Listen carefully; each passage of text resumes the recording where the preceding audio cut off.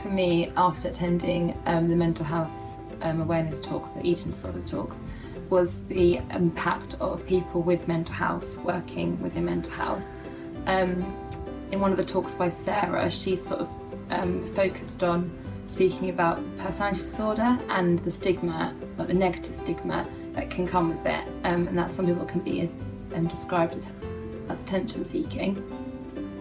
So I think that obviously is a very negative way to describe someone's personality, and I've witnessed and practiced myself that people do describe sort of patients on the ward as having that like personality type. And while attending that talk, I was actually on placement in a mental health setting. So I feel the way that sort of made me act differently is definitely never to use that sort of terminology when describing anybody, and use any negative terminology when describing a mental health condition. But also encourage others not to use that sort of terminology as well, and to be mindful that the person sat next to you could have had or could know someone with a mental health condition, and that it might just be well at the moment. And it's a way you wouldn't want someone to describe you as that. So I think that's what's affecting the most. Yeah, that sort of anyone you sort of know or work with could be living with a mental health condition, and you just need to be aware of how you're speaking and how that comes across. Yeah.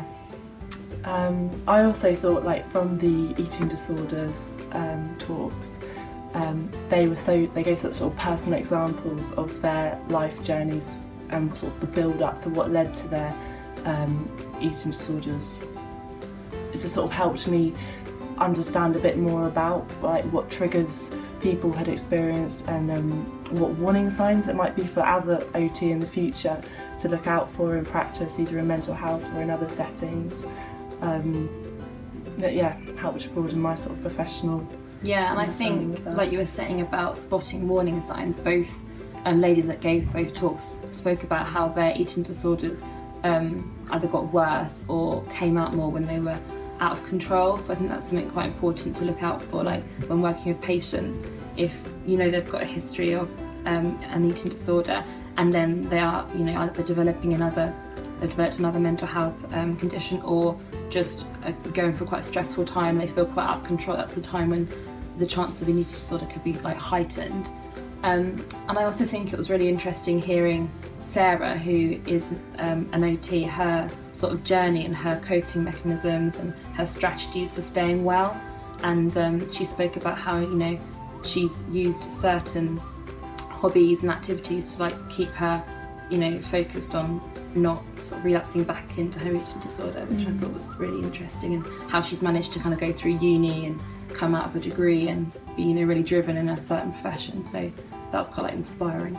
I suppose understanding the coping mechanisms she's used can sort of help us if we were to work with someone who had an eating disorder and or sort of other mental health conditions, what someone had actually found successful and has helped them. Yeah, definitely. And she's sort of living proof that they do work, and you can go on to do something really good and help others when you sort of have been through something yourself as well. Definitely.